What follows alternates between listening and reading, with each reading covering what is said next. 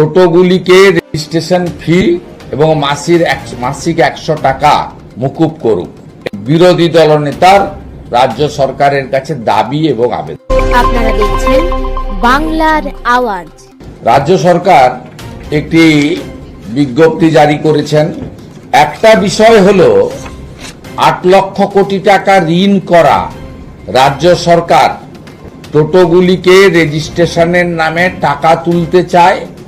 ফিজ নির্ধারিত করা হয়েছে রেজিস্ট্রেশনের জন্য 1000 টাকা। 5 লক্ষ গুণিতক 1000 অ্যামাউন্টটা নিশ্চয়ই ছোটখাটো অ্যামাউন্ট নয়, এবং প্রত্যেক মাসে 100 টাকা করে, মানে বছরে 1200 টাকা। এই দেউলিয়া সরকার 5 লক্ষ গুণিতক 1200, এটাও অ্যামাউন্টটা খুব ছোটখাটো নয়। এই পথে ডিয়ার লটারি, মার্টিন লটারি, যাকে ভাইপো লটারি বলা হয়, তার সেল কমে গেছে। ইডি সিবিআইয়ের গুঁতোতে চিটফান্ড বন্ধ হয়ে গেছে। এখন রাজ্য সরকার মূলত মদ নির্ভর। 20,000 নতুন মদের দোকান দিয়েছে।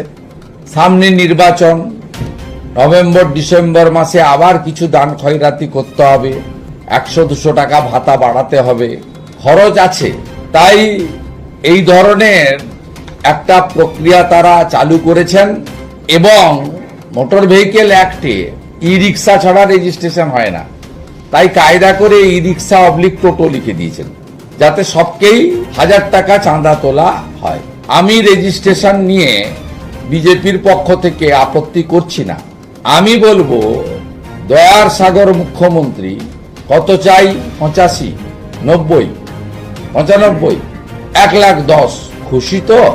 তাই এই মুখ্যমন্ত্রী যেন এই প্রান্তিক, অত্যন্ত হাড় ভাঙা খাটুনি, অনিশ্চিত রোজগার, প্রতিকূল আবহাওয়ার মধ্যে কাজ করা শিক্ষিত যুবক বা যারাই চালেন, রিড অ্যান্ড রাইট, সাধারণ গ্রামের মানুষও যারা চালান, তাদের ক্ষেত্রে রেজিস্ট্রেশন ফি এবং মাসিক 100 টাকা মকুব করুক।